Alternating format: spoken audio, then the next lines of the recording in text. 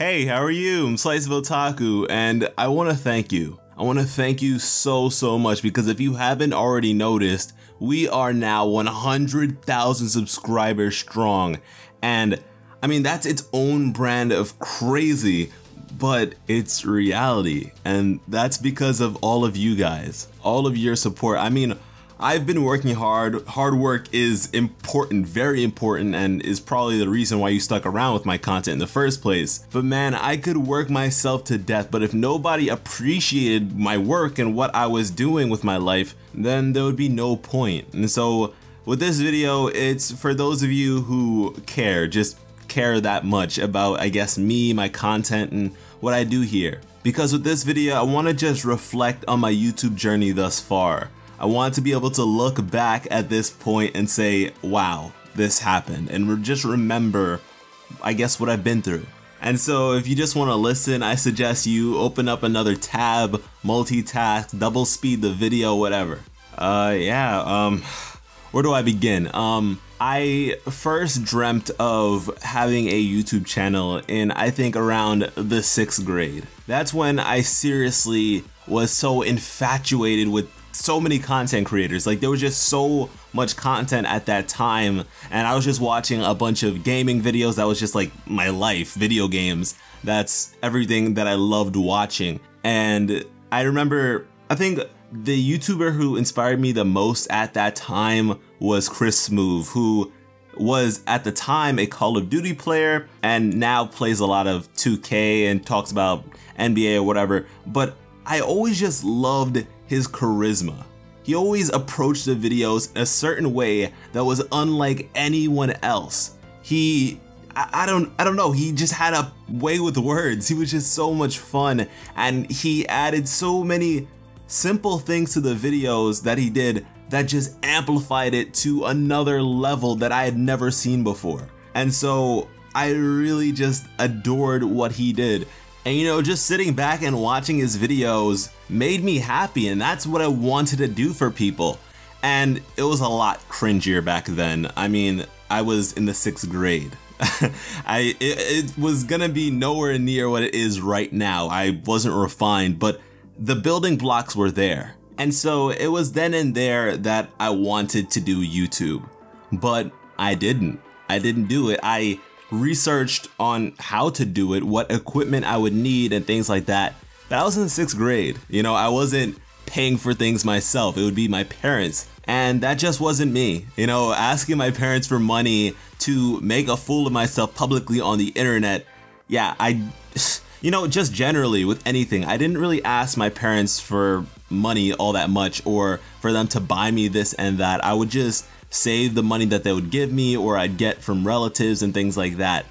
So I guess I just didn't save for YouTube. I saved for video games because I was just like what I was addicted to and hooked on. But yeah, YouTube was just sort of a dream. I never really committed to it. I never actually did the act. And so this continuous cycle of wanting to do YouTube but not actually committing to it and doing YouTube just persisted for a long period of time, to the point where I just loved researching YouTubers.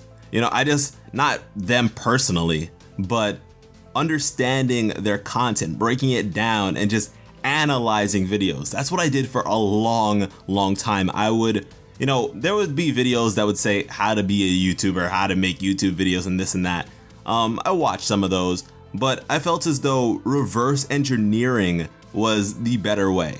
You know, looking and interpreting what I enjoyed, what I liked about these people, and what they bring to the table, and sort of becoming a combination of that in my head.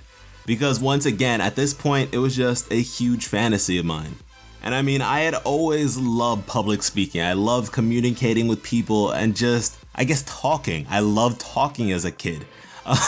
In elementary school, I was the class president, and I was also that kid who had to sit separately from everyone else because they just talked too much.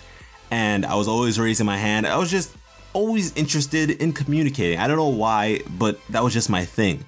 But I guess at a certain point, I went through a rough patch of my life, which I guess I'll hopefully at some point be able to elaborate on in the future. I don't really want to talk about it right now because this is sort of just me remembering good times, I guess. But yeah, I had a rough situation around like middle school time. That era was just rough. So my holy trinity was like video games, YouTube, and anime. All three of those things were just escapism for me at the time. An escape from a really shitty period of my life. And as you can probably tell from my Steven Universe videos, when I really like something, I am thorough. I want to know everything about it in terms of its lore and characters and just breaking it down. And I take that to pretty much every aspect of my life when I really care about something, when I'm really interested in something. So the same came for YouTube. It was just like that when it came to YouTube. Honestly, I have books. I don't know if I still have these notebooks, but I had notebooks full of just me analyzing videos and content creators and just things that I wanted for myself and my own set of guidelines and rules to abide by. And you know, it's not like I have some sort of secret Krabby Patty formula for success. I don't have success in a bottle that can just be handed out to anyone. I figured out what my assets were, what I was good at, and you know, tried to do well with that. And by no means did that make me, you know, blow up or anything like that, or just is that the sole reason why I've done well on YouTube. It's just a thing that I did and I always have done with everything that I do, and I have failed, trust me. I actually had a channel before this where I played video games and I was obsessed with the video game Destiny. It's a first-person shooter that I was totally in love with. But something I learned a lot from that channel. You know, I had 600 subscribers. I had a good amount of views at the time. You know, back then that was just huge, monumental to me. I had the most subscribers of anyone I had ever known. So it was just crazy, and seeing the numbers, it was like, wow, that's like, on some videos it was like, wow, that's the amount of people in like a stadium. That's insane. That's more than a stadium. That's crazy. And it was just so much fun. I loved it. It was just exhilarating. I didn't have to be huge or anything like that to enjoy myself. And the only reason why I stopped using that channel, the only reason why I quit that channel, was because I wasn't having fun anymore. I wasn't feeling it. And that's not to say that I didn't enjoy, you know, making YouTube content. I loved making YouTube videos, but I just no longer was interested in Destiny. It was just not for me anymore. And I just stopped caring about video games to the same degree in which I once did. And you know, for me personally, when it comes to creation and creating something by myself, I can't do it unless I can bring 100% of myself, unless I can deliver 100% of my passion. There's no point in it for me. I don't have fun to the full extent. And that's not something that I would ever lie to people about. I don't want to lie to people about that because I don't want to lie to myself about that. I don't want to be stuck in a position where I don't like it, because then there's no difference between me making YouTube content and having a 9-to-5 office job in terms of mentality. I just know within myself that I can't be an employee, that I'm not the person for that. I can't work retail. I can't work in an office for the rest of my life if I'm not, you know, sitting in the best chair, essentially. And I guess that could be attributed to a need for creative liberty. I want to be able to make what I want to make, because that's the only way I want to live. I've seen people who are stuck with jobs that they hate, people who are just going through the motion. And you know, that really reminds me of school, because school is created to be one size fits all, but no person is one size fits all.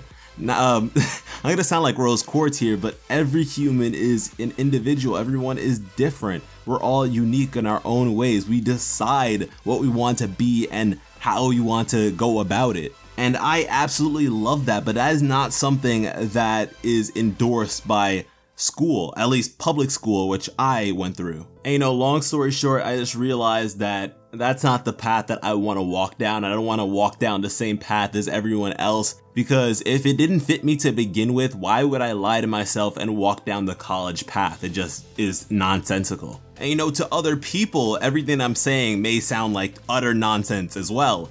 But once again, this is just me. This is just something that I knew within myself. And once again, I'm not the kind of person to lie to myself. And so, truth be told, this channel was my all or nothing gamble. It was a total bet. I bet on myself that I could do well. And dude, I'm telling you, it's terrifying. It is scary. As much as I believed in myself and such, it's so nerve-wracking. Like, my entire life hanging in the balance. You know, this is sort of like, you know, this means a lot to me, but in terms of everything that I want to do with my life, this is a very important, in a sense, stepping stone. I guess I'm downplaying it in a way by calling it that, but it's very much that. You know, financially, I wouldn't be able to do anything that I'm really interested in besides YouTube if it wasn't for this situation I have with YouTube. You know, I was able to go to Japan in the springtime, which was just a dream of mine for so long. You know, I'm living a dream to live further dreams. And I also don't tell people what I plan on doing. I don't tell people my plans. I don't tell people my further plans for two reasons. Firstly, you kind of get like a false satisfaction out of it. By telling someone what you plan on doing, it fools you into thinking, or at least your brain, it fools your brain into thinking that you've somewhat accomplished that you've accomplished something when you've absolutely done nothing.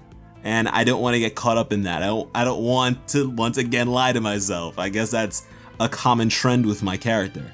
But the second reason being, people will doubt you and people will throw negativity your way, and negativity is something I can do without. Negativity is something that I am just totally done with at this point. I don't need any more of it. I've had excess up until this point, and I'm good, you know? I'm good. Like with this whole YouTube thing, I didn't tell a soul what I was up to. I didn't tell anyone that I was doing this, you know, like initially when I started this channel up, I didn't tell anyone outside of, let's say, my best friend, Crow Tunes, who, truth be told, is a lot of the reason behind a lot of things with this channel. He's the one who helped me come up with the name. He is the one who told me, yo, just do cartoons, you know, it's okay, you know, you like cartoons, so mix it up, be different, add cartoons to the mix, because I always wanted to do anime.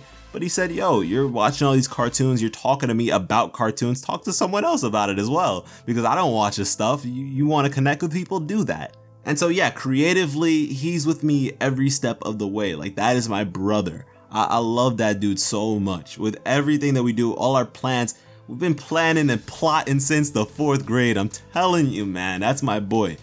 But yeah, as I was saying, for the most part, I didn't tell anyone what my plans were. And, you know, that's easy for me. But in this case, oh man, was it a struggle with my parents. Especially my mom, because she feared for me. She feared for my future and things like that. Because, you know, to her, from her perspective, it seemed like I was just, you know, with the motion, I was just drifting like a piece of wood, just drifting in the ocean, not knowing what I wanted to do, not knowing which direction to go in. She thought I was just drifting, and that is scary. She knew that I made it clear that I didn't want to go to college, and that was just terrifying to her. It sounds like madness, and I know that. I recognize that, but once again, I gambled on myself. And, you know, gambling's not my thing. I don't think gambling's very good. But in this case, it seems like the odds were in my favor because I know myself. And, you know, with that sort of, I guess, tension, with, like, I was above lava, essentially. With that sort of scenario, I had to succeed. There was no way. If I didn't make it with this, I'd make it with something else. I'd figure it out. I'd have to survive. And that's the kind of tension I put on myself. That's the weight I put on myself. And I don't recommend it for anyone. I don't recommend it to anyone. Just know yourself. And if you can handle that kind of thing, then then more power to you. But yeah, it's definitely scary. But yeah, backtracking a little bit, although I had the idea for this channel in my head and I was conceptualizing things and this and that, once again, fantasy, right? I had been doing this for a long time. Even though I had a channel already, it was just like, okay, I've experienced this. Now what do I do? You know, what am I going to do to satisfy myself? Because that was the issue I had. I needed to find something that there was no way that I would just, you know, lose touch with it. And if I lost touch with a certain thing, I'd be able to, you know, move on to something else seamlessly and not make it a big deal where it's so drastic that you don't even see the same person. And I guess that's one of my issues. I think a lot to the point where I overthink things and I want things to be perfect. And I guess that's the typical perfectionist mentality, but sometimes I just can't help it. But I want to tell you right now what changed that totally. And this is a YouTuber that changed my perception and what I thought was possible and just, I don't know, changed my life. And oh man, I'm finally saying this in a video. Atticus, the Atticus World Network. And I know there are a lot of Atticus boys, you know, the Joy-Con boys all over, but I had been rocking out with Atticus videos since he made a video on like power saves for the 3DS a long time ago. And what is that, like 3-4 years ago at this point. And you know, I don't know, I liked his personality and I ended up just watching more of his videos to the point where I just loved the dude. Like I just loved his videos so much. And you know, it was the same thing with Chris Move where he was just a cool guy. But it reached another level when I started relating to him. You know, as you know, as some of you know, I guess, I live in New York, I'm a Brooklyn boy, and so is Atticus. And I was like, whoa, that's interesting. You know, being a black man in New York, that was just relatable for me. I don't know, I just really liked his content. And there was a certain point where he was in the projects, man, and yo, like, he was doing his best. He was doing everything. Like, I was enjoying everything he was doing. But there was a certain video where he just, yo, I don't know, he just like broke down and he was so mad. It was just like his situation was so fucked up. Like he had, you know, a garbage bag as a curtain that was blocking, you know, all the garbage because he was living in the projects with, you know, shitty roommates or whatever who were just loud or whatever. And like, this is someone who I was like, yo, he's prospering, you know, I love this guy's content, he's doing so well for himself. And then it was like a stroke of reality that just broke everything. And it kind of just made him all the more relatable. I was like, yo, like, I don't know, it was just, it's hard for me to put it into words here. It may sound like I'm stuttering a lot, but I just don't know what to say, how deeply it resonated with me, man. That was the point where I was like, yo, this man that I look up to is struggling. He was struggling this hard. At one point, he was living in his girlfriend's closet, man. Yo, if he is able to do this and smile and have fun in the videos, then I sure as hell need to get on my grind. I need to stand, because it's so hard, man. It really is. Life can be so hard. But to know that someone like that, someone who I can sort of see myself in, is able to prosper and do all these things because of just perseverance and just a passion for it. You know, he was doing Pokemon at a certain point and all these other things, and he just stopped doing that because he wasn't feeling it anymore. That's just the mentality that I take with my content. And I remember he made a video a while back listing off like the content creators who inspired him. I think it was Pokemon YouTubers or something like that at the time. But he was just saying what these people meant to him. And this is kind of just me returning the favor. I'm not expecting him to ever watch this or anything like that, because he didn't even know what Steven Universe was. But, you know, I just want to make it clear that it's all love. Like, I just really appreciate him. You see, when you find a really great YouTuber out there, it's usually not just their own idea which got them to that spot of being considered great by you, but rather other YouTubers and other people that they've observed who they've liked, seen examples from, and combined all those examples and created themselves out of it. And so eventually, on October 7th, 2016, I made my first video on this channel. Amethyst's True Potential. That was my Steven Universe theory, the first video I ever put out.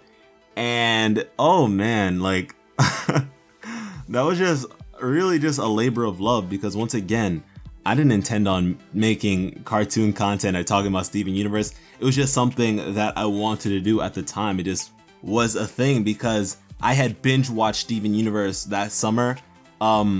I wasn't able to access the internet very much at that point because I think I got in trouble for something. I was on punishment or something like that. But you know, Hulu was hooked up to the cable box. There was a Hulu channel, so I was just watching Steven Universe on Hulu. It was up until the episode The Answer, and man, I was just hooked. I loved it so much. And so when I, you know, was off of punishment, I got my stuff back, I watched the rest of it. I went onto Reddit. I wanted to know more. I was like, when are the new episodes? I had to learn everything from the ground up. At the time of this video, I don't know how much I knew in terms of like the fandom, because I knew stuff in terms of like canon and things like that, but I was still learning about the fandom. I didn't know a lot of the situations that went on in the past. I didn't know how crazy the fandom could be. And I was just like, you know what? Steven Universe is such a nice show. It's all about acceptance and love all the time. Everybody must be nice, right? And that's not to say everyone's mean, but you know, for the most part, everyone is really great. But there is a level of toxicity, let's be honest. There is some toxic players in the mix. But I think that's the case with anything great. And I never in a million years expected this video to do well. But yeah, I made that first video, and then I went to Atlanta, Georgia, you know, to see some family or whatever. And I had recorded 2 videos prior. I made the Threat to Homeworld Bigger Than Rose Quartz, which was about fusion and its dangers. And so I put those up while I was gone, and they did well. I was kind of blown away. I was blown back by, you know, just people seeing my videos. I was like, whoa, something's happening here. And it was exciting. It was crazy. Like, I was getting so many people commenting and just views, and it was just, I don't know, it was just a lot to take in. And then I had work, and I was just like, every chance I got, I was just looking at the subscriber counts go up. Like, I think I reached like 800 at that point, and it was just so insane. It was absolutely intoxicating, really. It was great. And while I was on the job, I would just take sticky notes and just write out theories, just interpret things, and like, you know, just clear my mind out. And you know, the fruits of that labor turned out to be my Black Diamond as the source of corruption video. You know, that's a pretty outdated video at this point. Certain things still hold up, but certain things, you know, it was a young video. But that video, man, I really found joy in making theories out of that one. Like, it was just so much thought put into that video, and just like analyzing. I sat and stared at these images for a long time trying to decipher them as best as I could. But yeah, I really loved that video. And around that time, I think I got in touch with Awestruck Vox. Like, he shouted out my channel when he had his 100,000 video, which was insane. And I was like, who the hell? Like, what? Like, bro, how did you find me? I don't understand. What is this? But yeah, he shouted my channel out. And, you know, some people came over from there. And then he told me that he went to a convention and showed my source of corruption Black Diamond video, and people liked it. And I was like, bro, what is happening? Who are you? Like, I mean, I had seen his videos before, but for him to come into contact with me like instantly and I guess sort of like promote me was weird. I was just like, dude, what? thank you. I was grateful, but I was just like, I was blindsided by it all. So that was just insane for me. And at 5 videos, I had 2,000 subscribers. Over 2,000 subscribers in 5 videos. I was blown away. Like, I had been slaving on my previous channel for like a long time and only amassed 600 subscribers, which I was able to reach relatively quickly with this channel. And looking back, it kind of feels premature to look back at this point. Like, I don't even fathom that I am at 100,000 subscribers. I can say it. I can sure as hell say it. But I'm still blown away that people recognize me in comments. That if I comment on someone's video, people will be like, hey, SliceofOtaku, and notice me from there. Like, that's still strange to me. And, going to MomoCon and meeting people who knew of my channel, strange to me once again.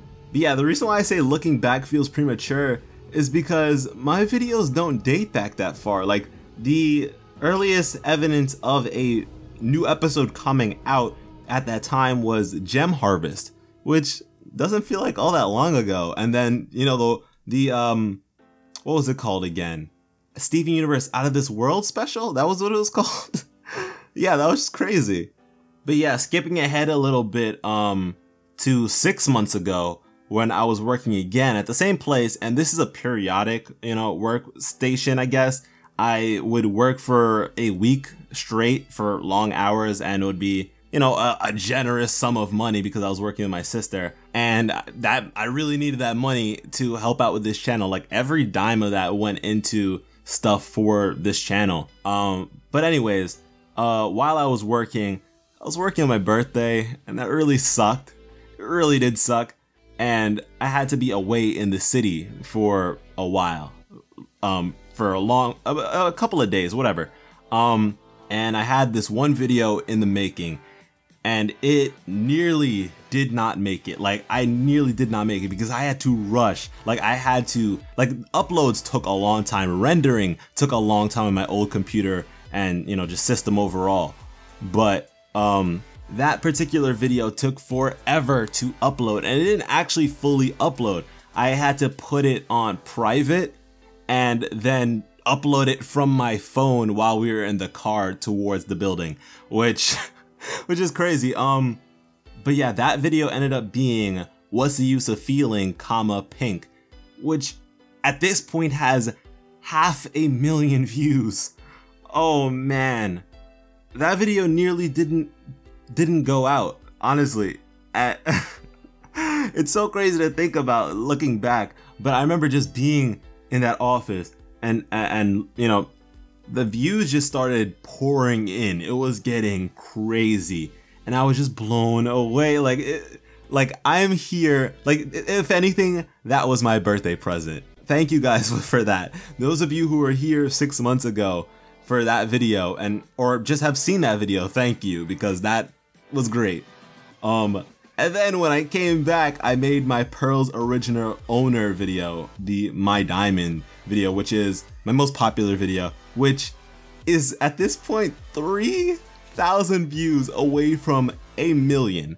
Just crazy stuff. And so with 9 months and 122 videos under my belt, we're here sitting at 100,000 subscribers. I can't even wrap my head around that. And once again, it's only been made possible by you guys, and I want to express that. Like, I want to talk about you guys. All right, first off, my first YouTube friend, the person who contacted me in the comment section, who I had already been watching for a long time prior, Kitsune Zakuro. Oh man, Kitty is my girl. Like, that is an incredible friend of mine. She is such just a great person. Like, having me on her channel for streams and hooking me up with, art whenever I need it. Like, I feel so guilty.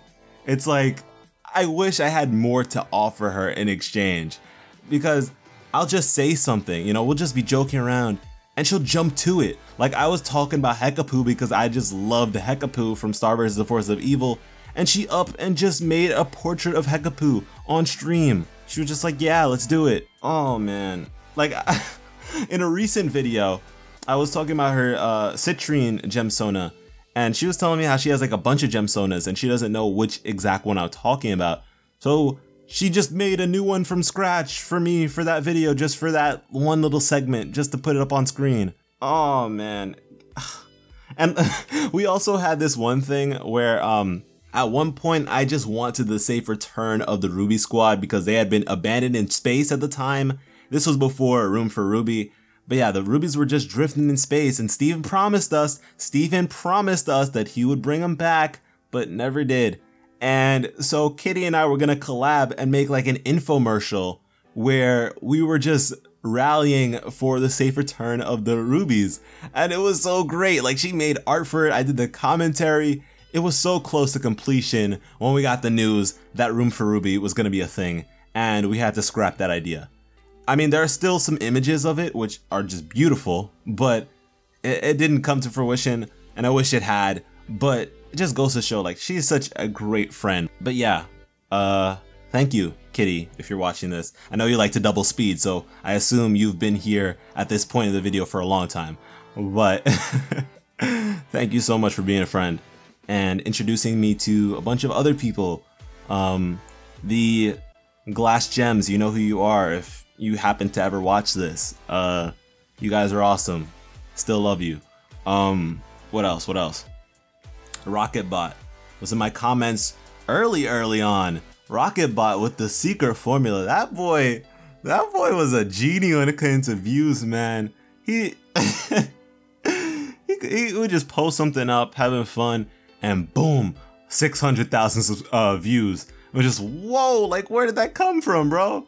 But nah, RocketBot, that's the homie. Like, he's always been supporting my content from early on in the comment section, and just, you know, getting to know him more so later on and actually being able to call him my friend.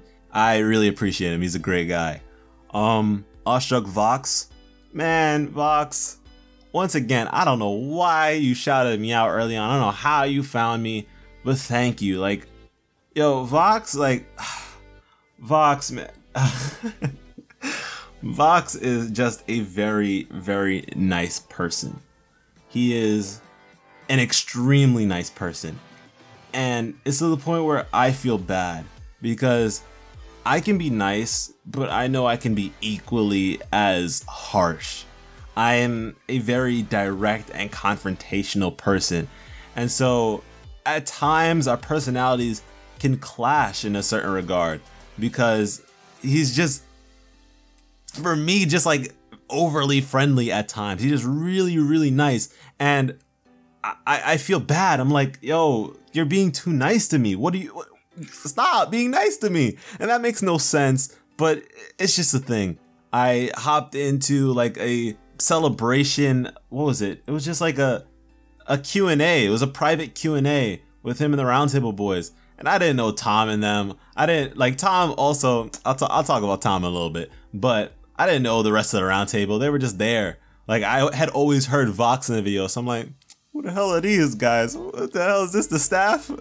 Am I in a staff meeting? But yeah, Vox, great person. Thank you for being a friend. And Tom, yo, I met Tom later on in Discord, the Discord server that we all have. Yo, Tom is just, yo, you're just such a genuine person. Like, Tom is chill as hell. Like, I know I can be chill at times, but Tom is just super mellow. The kind of guy you can just vibe with. And man, I remember at MomoCon when Vox was already asleep. Like, he was already in the room sleeping. Like, I was just talking with Tom for so long. We were just talking. I don't even remember what we were talking about. It was just, I think it was about just being passionate about what you do and, you know, just persevering and things like that. Stuff that I talked about in this video. And we were just going back and forth for a long time about that. And I don't know, Tom is just a genuine person. He's just chill as hell. Like, he's a cool guy. He's a really good friend. I hope you get Zendaya, my boy. Mackenzie Atwood. Yikes. Oh, Mackenzie. I'm joking. Mackenzie is someone who I had heard about And I mean, she was just regarded as like, I've told her this many times, but she was just regarded as like a goddess of the Steven Universe community. Like, she was just heralded so highly, and I was like, who is this magical person? And then I stumbled upon the Pearl Secret Rap career, and man, I was just blown away by just like her editing. Not on that video specifically, although, you know, that video, the initial one, was, you know, it was cool, it was really good, of course, but you know, her other videos, she really goes ham with the editing, and she just like opened my eyes to a world of magic I had not perceived yet. Like, I was doing the basics, you know, I was just doing simple stuff, but she really made me want to do more and realize that that is a crazy component. Like, oh man, she's a genius in her own right. Like, such a great person. She's so nice too. Like, how can you be that nice? Like, like, everyone is just so nice, and I'm not used to that. I think that's kind of the issue. People are really nice, and I didn't expect that. I'm not used to that. It's not as cutthroat as everyone makes it out to be. That's something I forgot to touch upon. Sorry to sidetrack Mackenzie, but people compare us a lot, content creators, to one another. There's a sort of thing where, a running joke between us, where me, Swaggy Thunder, and Vox are all the same person. We've all gotten comments of that before, where, oh, you sound like this, I couldn't tell you different, oh, you and then, you know, when I had my icon for the first time, people were up in arms and saying, yo, you copying Vox, you copying the round table. And like, I even get new people who, you know, recently subscribed to say that. And it's like, it's whatever at this point. It's stupid and can be irritating when you want to be unique and try your best to be unique. But, you know, it's funny. It's just criticism at the end of the day. You got to live with it if you want to do this kind of thing. But yeah, back to Mackenzie. I met you through Vox, and you're just a great person. I'm so grateful that we're friends. Next up is Cartoon Universe, and Haley and I were in a server together beforehand, although we didn't really communicate all that much because Haley is a shy child for the most part. But, you know, she was a really cool person. The first time we connected was over Pokemon. We were just talking about, what was the Pokemon name? I forget that Pokemon. It's that one with the, like, the wings that are, you know, different in different regions and things like that. And we were just talking about that for a while because Sun and Moon had just dropped recently, and we got to talk about that for a little while. And yeah, also a person who I shared friends with because Kitsune was friends with her, and yeah, we met through that, I guess, and then other people too. And yeah, just as I got to know them, Haley more so, she's just a really sweet person, really nice person, very shy child once again. But, you know, someone who I can be cool with, you know, someone who's really nice. And who has recently been converted into a weeaboo. She is now an otaku as well. So, yeah, Haley has transformed into something even greater. Michael's the bro, man. Michael is that man. Michael's the kind of dude that you feel like you've known forever. Like, you just feel as though, Michael, that's big bro Michael, that's the homie. And you know, as terrible as the hacking of Cartoon Universe's channel was, I will say that the one good thing that came out of it was bringing us all together. I think that event brought all of us content creators that cover Steven Universe together more so. Like, we really started talking and communicating with each other, and you know, I got to know them better. We did streams together. Like, that was like a golden age of turmoil. It was bad, but good stuff came out of it. I mean, we have a shirt. Like, that was so cool. Akeem, bro, man, Akeem is just like a superstar, man. That guy has too many voices under his belt and is too cool of a guy. Like, he just seems like an OG. Like, he's sort of like the OG of the group. He knows how things go. And whenever I end up in Cali, I'm looking forward to seeing him along with Cartoon Universe and everyone else who lives in Cali. Rose's Universe. Rose, we met at MomoCon. Like, this wasn't our first meeting because we talked online and stuff like that. But She was the first person out of the group that I got to actually meet in person, and it was just like, it was so great but weird. It was like, oh my god, she's an actual person, she exists. And we got like what was it, flatbread or something like that. And man, yo, like we were having a conversation, we were talking the whole time, but yo, my flatbread, I don't know why I got the buffalo chicken. That thing was so spicy, man. I couldn't even finish it. Like I had to I had to box it and, you know, have it later, have the rest later. But, you know, I was trying to have a conversation as my mouth was like on fire. And I don't think she picked up on it. I don't know. But yeah, I was about to blow flames at that point. But yeah, Rose, super cool person, super chill. Yeah, just someone like I feel like I'm gonna end up repeating myself a lot here, but just vibed with all these guys so well. Like, great person, great friend. My boy VG Marcus. Mark boy. We when did we start like conversing? I think it was over Twitter, if I'm not mistaken.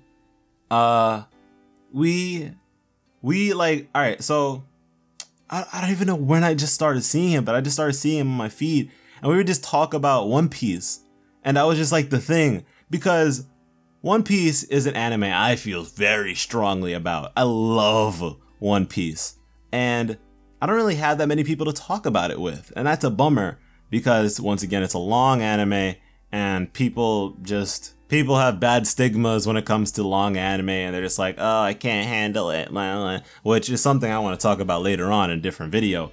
But yeah, so Mark and I just bonded over One Piece. I love Doflamingo, he loves Crocodile, and that's just a match made in heaven, bro. Like, Mark is just that homie. And then he popped into a stream, and it was just super chill, and yeah, just Mark is that boy. Mark is the homie. And also, he's like into like Pokemon and stuff like that. Like, he used to do that kind of stuff, and just Nintendo, and like, yo, Nintendo boys are always my boys. Like, Nintendo fans, you're always my people. And so like when I heard that this man knows people I had been watching for years, it's just like, yo, is this how connections work? But yeah, Mark's that homie. And I think that's it. Nah, I'm just kidding. Swaggy Thunder. I've been saving off for last. Swaggy Thunder. Yo, Swaggy Thunder is like really and truly a brother of mine at this point. Swaggy is the utmost homie. Like, I don't even know. Like, the first time I saw Swaggy or heard of Swaggy, I just saw a video of his and I clicked on it. I don't remember what particular video it was. It was a very long time ago. And as you know, Swaggy puts out a lot of videos, so finding that is gonna be a lot of work. But he made a video that I was just watching and I was enjoying, and then he said my name, and I was like, huh? He shouted me out, like he referenced one of my theories, and I was just like, oh, thank you, bro. Like, I think I commented like, thank you, bro. And you know, I followed him on Twitter, he followed me back, and what was it? Like, he had Wade from Kim Possible as his profile picture. So I was like, oh, he's black too. Like, this was before, you know, he was on that my niggy stuff and we were like deep in it. But yo, like, he, you know, asked my opinion on a certain theory, and I was at my boy's house at the time, so I wasn't able to respond quickly or whatever. But I responded, and you know, he had already put the video together and stuff like that. But he referenced me later on and stuff like that. And it was just like, I don't know, we just kind of talked about theories and stuff, and it was kind of just, it wasn't really deep at that point. It was just, you know, we just conversed about Ronaldo and his findings and things like that. And yeah, I don't know, he recognized me as someone who had valid input, and that was really nice. And so, like, you know, it was just basic Twitter stuff. And then he ended up in the Discord server, and I don't know, the rest is history. Like, me and that boy, that just became my boy, like, really and truly. Once again, he's a Nintendo boy. He watches Atticus. He, like, It's like so crazy to think that I wouldn't have met this person if I didn't do YouTube stuff. Swaggy is just that homie. Like, I appreciate him so much. And, you know, at this point, Swaggy and I are just ride or die. It's gang, it's era 2. But yeah, I'm just really glad that I'm able to call him my friend. And lastly, I just want to close this out by thanking you guys. Those of you who are a part of the notification squad and immediately like the video, or are part of the notification squad just to dislike the video, more power to you. Those of you who are frequent commenters, I really do appreciate you. I read comments, I always read comments, and I've noticed who is always in the comments. I know you guys, like I recognize you. But yeah, as I was saying, those of you who make it out to the end of every video just to hear me say, I love you. Those of you who I had the chance to meet at MomoCon. Those of you who care enough about what I have to say to follow me on Twitter and Instagram and Snapchat and just all over. Those of you who have been watching my channel grow from the early days, from the very beginning, from 30,000 subscribers, 40,000, 50, 60, whatever. Thank you so much for watching. To the people who have personally reached out to me and said that my videos do something incredible for them. I remember specifically with my Pad Paracha video, someone had commented that their little brother has special needs, and that video allowed them to then better understand their little brother and want to understand, to communicate with them because of the perspective that I provided. And I can't even explain how much that means to me. Like, that sort of thing is just so much more powerful than anything that I had intended. It really brings a whole new meaning, a whole new powerful meaning to the content that I bring, to my words. It's incredible. It's a gracious feeling. I am so humbled by comments like that, and just people who reach out to me and say that these videos, you know, make their day better, that they may be struggling with depression or just having a rough time with life in general, and my videos are able to, you know, bring something to them that makes them happy, brings joy to them. And that makes me so happy. Like, I can't even put it into words how incredible of a feeling that is, to be able to connect with people in this way. Swaggy once said something to me that I think about a lot now.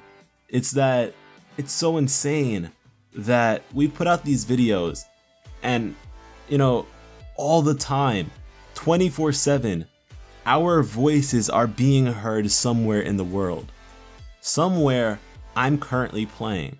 Right now, someone is listening to me, and it's so simple. It's, you know, plain and obvious, but, you know, just to sit down and think about that is kind of insane. It's bonkers. So once again, thank you all for bringing meaning to what I do and allowing me to do this and have fun and enjoy myself and see you have fun and enjoy yourself and just embrace what we love, the things that we love in life, and just talk about it in a fun way. I've rambled on for a long time, and I know that long videos are not people's things. I know someone's gonna be commenting, whoa, an hour-long video, what's going on? But, yeah. Thank you all so much. Once again, like, I keep saying it, and there's just not enough ways to say thank you. But I will say that I love you. There's one more thing I had to mention. What is it? I love you. Bye. See you later.